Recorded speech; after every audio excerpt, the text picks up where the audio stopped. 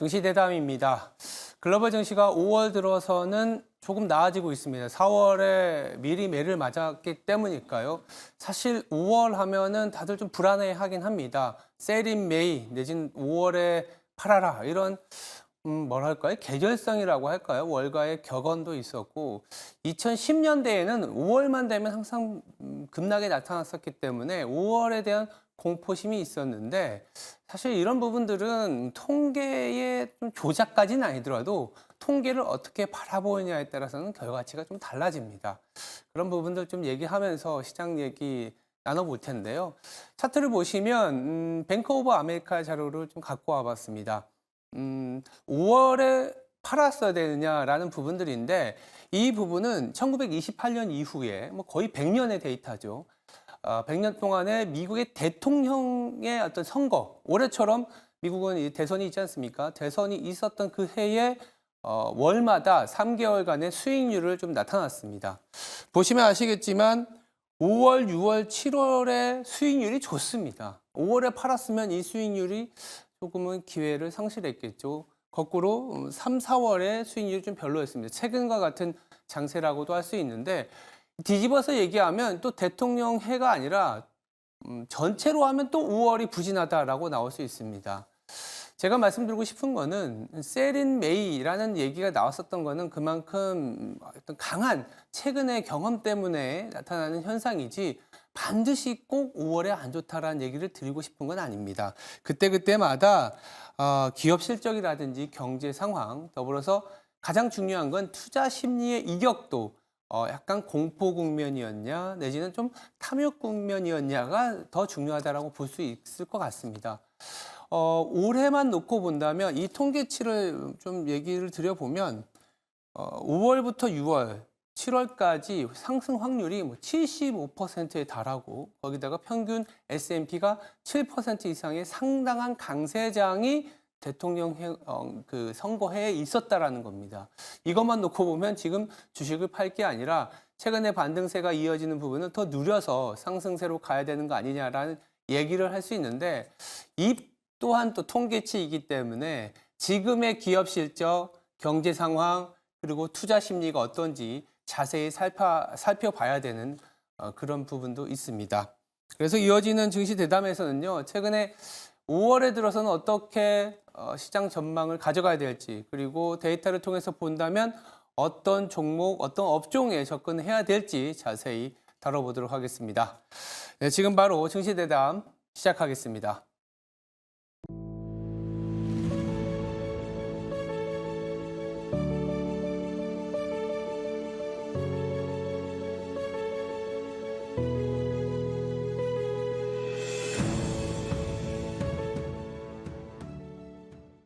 네, 증시 대담 이어지겠습니다. 정다운 이베스트 투자증권 투자전략팀 수석연구원 나와 있습니다. 안녕하세요. 네, 안녕하십니까. 네.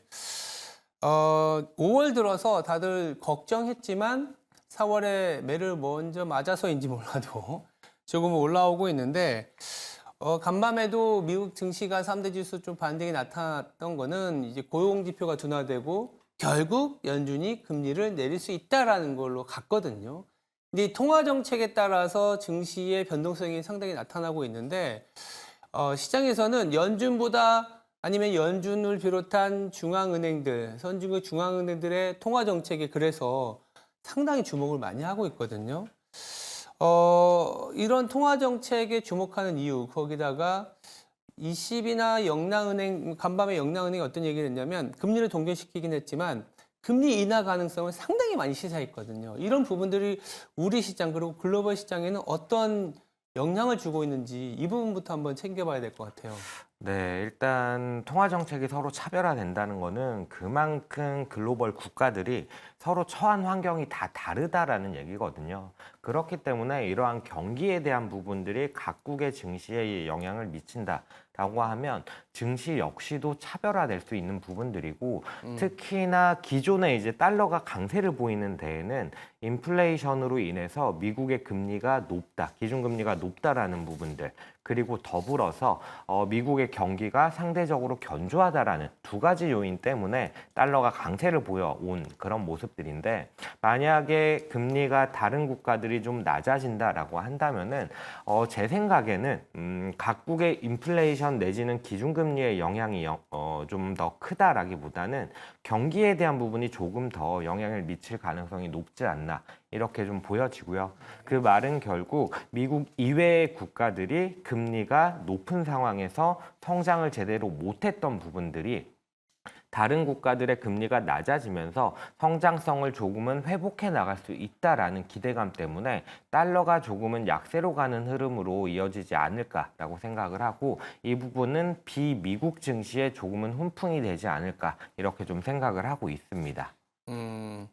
달러가 둔화되면 비미국 쪽으로 좀 선호 현상이 나타난다.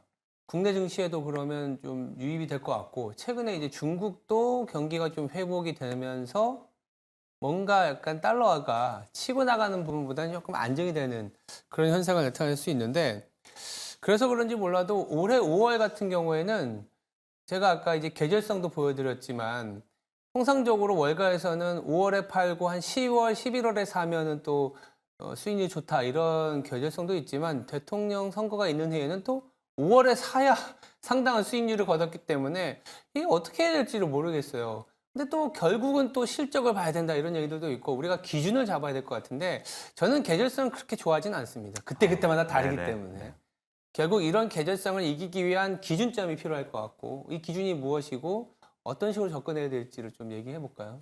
네, 지금 당장 시장에서 좀 느껴지는 그림은 뭐냐면은 주가 밸류에 대한 부담이 상당히 좀 크다라고 좀 느껴지고 있어요. 한국 증시 전체로 보더라도 마찬가지고, 미국 증시에서도 기존에 좀 강세를 유지해오던 어떻게 보면 주도주 같은 엔비디아라든지 이러한 종목들이 상당히 실적은 좋게 나오지만, 물론 엔비디아가 정확하게 해당되는 건 아니지만 간밤에는 이제 ARM 같은 종목들이 좀 해당이 될 것 같아요. 그러니까 실적은 좋았는데 너무 비싸니까 맞습니다. 그러다 서프라이즈가 보니까 나와도 이 정도 서프라이즈가 큰 서프라이즈가 아니다. 그렇죠.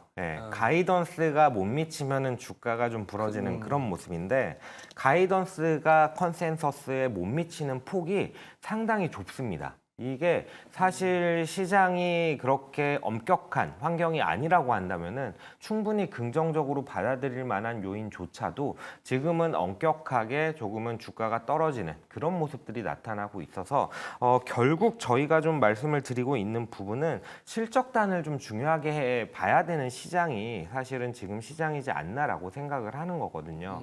그러다 보니까 실적단이 좀 좋아지는 것들을 선별적으로 대응하는 전략이 좀 필요하다라고 좀 말씀을 드리고 있고, 네. 다만 이익 컨센서스가 상승하는 이익 모멘텀이라고 얘기를 하는데, 이익 모멘텀이 좋아질 것들을 미리 좀 선별하기가 사실은 조금 어려운 부분이 있습니다. 그래서 저희가 대안으로 좀 제시를 드리는 부분이 뭐냐면은, 연간으로 봤을 때 실적단이 분기별로 조금은 회복해 나가는 턴어라운드를 좀 예상할 수 있는 그런 업종이나 종목들을 살펴보는 게 어떻겠냐라고 좀 말씀을 드리고 있고, 네. 저희 자료에서도 좀 제시를 드렸었는데, 자료에서 드렸던 얘기를 다시 한번 좀 말씀을 드려보면은, 예. 저희가 종목을 선별할 때는 PER이 비싸고 PBR이 싼 종목들을 좀 선별을 하고 있어요. 그러니까 PER이 비싸다라는 거는 현재의 이익이 별로 안 나오기 때문에 네, 맞습니다. 주가가 좀 비싸게 보이지만, 그렇죠. PBR이 싸다라는 거는 지금 자산 대비해선 주가가 낮은 그쵸. 수준이니까. 맞습니다. 예. 예.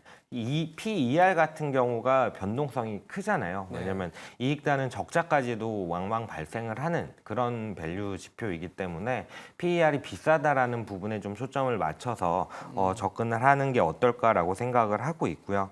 그렇게 해서 선별되는 종목들이 이미 많이 알고 계신 종목들입니다. 뭐 대형주 위주로 좀 말씀을 드려보면, 삼성전자, 하이닉스 같은 반도체 쪽, 아니면은 동국제약, 보령 같은 제약바이오 업종, 네.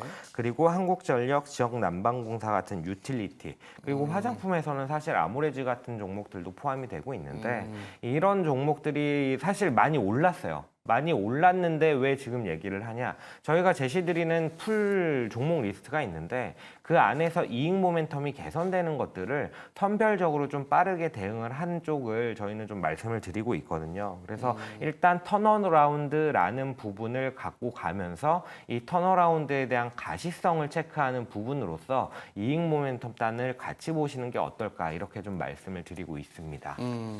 그러니까 아까 제가 기준을 이제 뭐 제시해 달라고 했는데 굳이 기준으로 잡은다면 PER은 높은데 PBR은 낮은 종목. 그렇죠. 네. 네, 맞습니다. 이게 물론 뭐 다는 아니지만 대부분 턴어라운드일 가능성이 높기 때문에 고퍼 저 PBR주 네, 이렇게 네. 좀 접근을 했을 때 그리고 또 그 안에서 분기별로 실적이 좀 개선되고 있는지를 챙겨봐야겠지만 첫 번째 접근은 뭐 그런 식으로 밸류에이션이 좀 형성되어 있는 종목을 본다면 의미 있게 턴어라운드 종목을 발견할 수 있다. 지금까지는 반도체, 제약바이오, 유틸리티였는데 조금 더 이어나가면 실적과 관련된 얘기를 올해 지금 어제 보면 화장품주들이 되게 네, 좋았잖아요. 맞습니다. 클래시스라든지 이런 네, 네. 실적이 좋아서 사실 이 3월 말 4월에 이 대부분의 퀀트 애널리스트들하고 얘기해 보면 반도체가 좋아지는 것도 맞지만 은근 화장품 추정치가 올라왔다.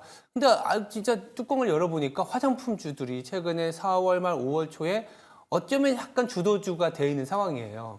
그러면 지금부터 또 봐야 되는 거는 그러면 2분기에 아까 뭐 큰 틀에서는 턴어라운드 본다고 하지만 이 턴어라운드 속에서도 또 2분기 개선 업종이 우리가 지금 이르긴 하지만 5월, 6월 넘어가면서 조금 바통을 이어받을 가능성이 높잖아요.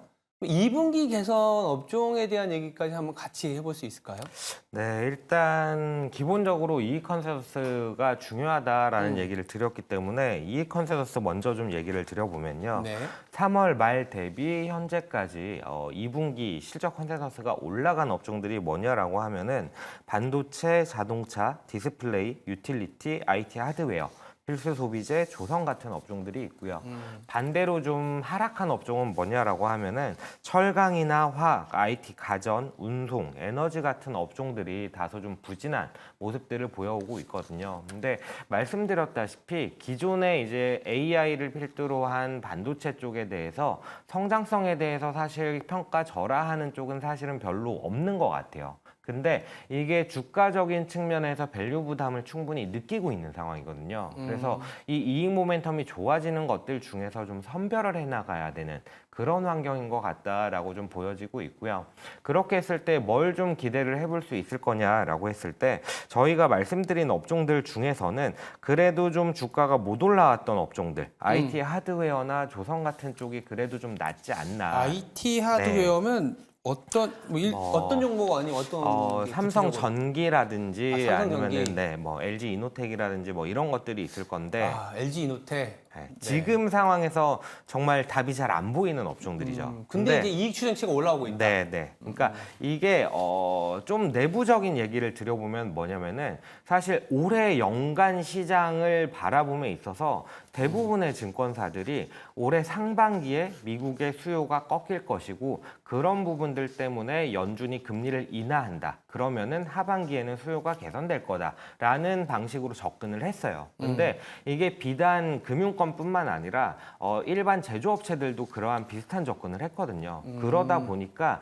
상반기에 재고를 너무 타이트하게 가져갔다라는 모습들이 포착이 되고 있고 이 부분을 좀 늘리다 보니까 LG노텍 같이 정말 수요 환경이 너무나 안 좋을 것 같은 종목들도 실적이 생각보다 잘 나오는 모습들이 나오고 있는 거거든요. 근데 만약에 여기서 금리 인하에 대한 가시성이 조금은 올라온다. 내지는 말씀하셨다시피 중국이 어제 수출 데이터가 잘 나오는 모습들이 확인이 됐는데 그런 식으로 조금 경기가 바텀아웃하는 국가들이 늘어난다라는 측면을 확인을 하게 된다면은 이러한 IT 소비재 단에 좀 영향력이 큰 업종들인 IT 하드웨어 쪽도 조금은 기대해 볼 만하지 않을까라고 좀 조심스럽게 생각을 해보고 있습니다. 지금까지는 IT가 사실은 HBM이나 AI, 네, 맞습니다. 그러니까 투자와 관련된 어떤 주도 업종이었는데 엔드 유저 그러니까 이제 핸드폰이나 네, 맞습니다. 뭐 이제 노트북 같은 그쵸, 네. 삼성전기하고 LG 이노텍일 것 같은데 좀 소외되었던 IT 업종도 미국의 소비가 생각보다 나쁘지 않고 하반기 갈수록 소비도 소비지만 재고로 너무 낮게 갖고 갔기 때문에 네네. 지금까지는 맞습니다. 재고 리스타킹 수요로 인해서 약간 이게 턴어라운드 개념이네요. 네, 대부분의 실적이 망가졌었기 때문에 음. 사실 지금 실적이 회복되는 거는 어떻게 보면 거의 다 턴어라운드라고 봐도 과언이 아닌 그런 상황이긴 그러니까 합니다. 이제 네. 실적이 턴어라운드 되는 국면에서 주가가 조금 먼저 좀 선행해서 올라오면 밸류가 비싸 보이지만 네네. 그랬을 때 PBR을 같이 보면서 여전히 룸이 있는지를 챙겨보는 그런 장이었겠다라는 생각이 듭니다. 결국은 우리가 이제 그 뭐 계절성을 무시하고 들어가려면 실적이 중요하다. 실적 쪽에서도 이제 턴어라운드가 중요하다라는 얘기를 통해서 여러 업종을 좀 말씀을 좀 드리고 있는데 조금 더 구체적으로 들어가 보면 이 퀀트를 담당하고 계시니까 지금 퀀트 시각으로 봤을 때 아까 뭐 반도체, 유틸리티, 하다못해 조선까지 IT 하드웨어까지 말씀을 주셨는데 좀 구체적으로 투자 매력도가 좀 높은 종목들이 있을 것 같아요. 네. 저도 이제 음. 실적 발표를 하게 되면 한국이든 미국이든 발표된 실적을 기반으로 종목 중에서 조금 매력적인 종목들을 선별해 나가는 그런 작업들을 꾸준히 하고 있거든요. 모델링을 해서. 그렇게 했을 때 1분기 실적 발표한 종목들의 중에서 뭐가 좀 선별이 되냐라는 부분을 좀 가져와 봤습니다. 현재까지 실적 시즌이 진행이 됐는데 보통 대형주 중심으로 실적을 발표를 하다 보니까 308개, 개수로는 상당히 아직은 좀 적은 종목들이 실적을 발표했거든요. 네. 이러한 종목들 중에서 좀 괜찮은 종목들로 선별되는 게 뭐냐라고 하면은 SK 하이닉스, 한미 반도체, 삼성 SDS, 대한전선, 한미 사이언스, 그리고 숲, CNC 인터내셔널, 유니드, 대부 시스템즈, 대부 이 시스터즈, 종목이 리파인. 많네요. 그러니까 이렇게 네. 많다라는 거는 그만큼 국내 증시가 사실 2,700 중반에 딱 막혀 있긴 한데 내부적으로 종목을 살 만한 것들은 꽤 있다. 이게 두 가지입니다. 어. 그렇게 해석을 할 수 있는 부분도 있고 또 한 가지는 뭐냐면은 사실 퀀트적인 접근이라는 게 통계적으로 접근을 하다 보니까 종목을 한두 종목만 뽑아주세요라는 부분이 어렵다. 정성적인 부분들이 가미돼야 되는 부분들이 어쩔 수 없이 좀 있어서 예, 숫자로만 그러면 이제 퀀트적으로 판단을 봤을 때 하면, 그래도 예. 그 중에서 비중이 좀 높은 업종이나 종목이 있을 수 있거든요. 이렇게 봤을 때 사실 뭐 SK 하이닉스나 한미 반도체 이런 종목들은 좋은 건 알지만 주가가 많이 너무 올라온 비싸죠. 상황이에요. 예, 그러다 보니까 이외의 종목들을 좀 소개를 시켜드리면 어떨까라고 좀 생각을 하는데 네. 뭐 대한전선 같은 경우는 이름에서 바로 드러나듯이 전력 케이블 쪽인데 전일 이제 콘스텔레이션 에너지가 미국 시장에서 실적을 발표를 했는데 여기서도 다시 한번 AI로 인해서 전력 수요가 크다라는 얘기를 강조를 했거든요. 그러다 보니 전력 인프라 관련된 종목들이 다시 한번 좀 부각을 받을 수 있지 않을까라고 생각을 하는데 그 안에 좀 이런 종목들이 포함이 되지 않나. 대한전선도 예, 최근에 뭐 그 전력 인프라 3사만 네네. 주목했었는데 그쵸. HED, 현대일렉트릭, 네네네. LS 일렉트릭 그리고 또 뭐죠? 효성중공업만 효성중공업. 봤는데 이 대한전선까지 확정이 될 수 있다. 네, 라고 조금 보고 작은 있고. 종목이고 주가가 좀 올라서기는 했습니다. 다만 이제 그 부분을 충분히 설명할 만큼 이익 모멘텀이 좋은 종목으로서 네. 좀 말씀을 드려보는 거고 그리고 이제 CNC 인터내셔널이 숨어 있는 화장품주인데 이게 색조 쪽의 ODM 업체라고 하더라고요. 네. 근데 뭐 화장품 수출이 최근에 좀 좋은 모습들을 보이는데 이러한 종목 역시도 마찬가지로 실적들이 좀 좋아지는 모습들이 있고 숲 같은 경우가 아마 아프리카 TV라는 이름이 더 익숙하실 것 같아요. 아프리카 TV가 사명을 변경하면서 숲이라는 이름으로 상장을 한 건데 숲이라는 종목 역시도 이제 광고 매출이라든지 사용자라든지 사용자의 유료 결제라는 부분 이러한 핵심 지표들이 견조한 모습을 보이고 반등하는 모습을 보였기 때문에 그래도 좀 기대해 볼 만하지 않을까 이렇게 좀 생각을 하고 있습니다. 컴퓨터에서 데이터로 돌렸을 때 대한전선, CNC 인터내셔널, 숲 같은 경우가 이제 매력적으로 올라온 부분들을 그냥 말씀을 주신 거고 네. 아마 그 펀더멘털은 또 챙겨봐야 네. 되긴 합니다. 근데 이제 그래도 데이터를 봤을 때 이런 종목들이 투자 매력도가 높아졌다라는 거는 이렇게 조금 혼선이 있는 시장에서 조금 더 눈여겨보자 이런 정도로만 체크해 주시면 될 것 같습니다. 그다음에 마지막으로 저희가 쭉 이제 실적과 관련된 얘기를 하긴 했지만 그래도 이 시장이 큰 틀에서 이슈나 이벤트에 조금 변동성을 보이긴 하지 않습니까? 그래서 현 상황에서 어떤 투자 전략을 갖고 가야 될지 한번 얘기해보고 마무리 지어볼까요? 네, 투자 전략이라기보다는 다음 주에 좀 체크해야 될 다음 주 부분들이 체크 포인트들. 좀 있는데 다음 주에 잘 아시겠지만은 5월 15일에 미국의 4월 CPI가 발표가 되고요. 이 부분에 따라서 당연히 긴축에 대한 부분들이 어떻게 될 것이냐라는 기대감이 바뀔 수 있기 때문에 중요한 이벤트가 될 수 있는 부분이고 더불어서 업종단에서 IT 쪽에서 개발자 회의들이 상당히 좀 이제부터 시작이 됩니다. 5월 14일 같은 경우에는 구글의 연례 개발자 회의가 있고요. 네. 5월 21일에 마이크로소프트의 역시나 개발자 회의, 빌드라는 게 이제 개최가 되고 6월 10일에는 아시고 있는 애플의 WWDC가 있습니다. 그렇기 때문에 지금 밸류 부담이 높은 부분들이 조금은 주가의 하방 압력으로 작용을 하고 있는 상황에서 다시 한번 이러한 AI 관련주들의 성장성을 부각시킬 수 있는지가 관건이 될 것 같고 개발자 회의는 아니지만 또 한 번 중요한 이벤트인 5월 22일에 엔비디아 실적 발표가 있거든요. 그래서 이러한 부분들이 체크가 됨에 따라서 사실 지금까지 주도주로 역할을 해왔던 AI 관련주들의 향방이 결정될 것이기 때문에 이런 부분들을 좀 체크할 필요가 있지 않나 이렇게 좀 보여집니다. 한 2, 3주에 걸쳐서 빅테크, 특히 AI와 관련된 개발자 회의와 실적이 있기 때문에 그 가이던스를 좀 높이는 요인이잖아요. 네, 그 전에 단기적으로는 아까 처음에 말씀드렸던 네, 약간 그 CPI 있고요. 종목들이 조금은 종목 찾기가 더 될 수도 있는 그런 상황이지 않겠냐라는 생각도 듭니다. 알겠습니다. 지금까지 정다운 이베스터 투자증권 투자전략팀 수석 연구원이었습니다. 감사합니다. 네, 감사합니다.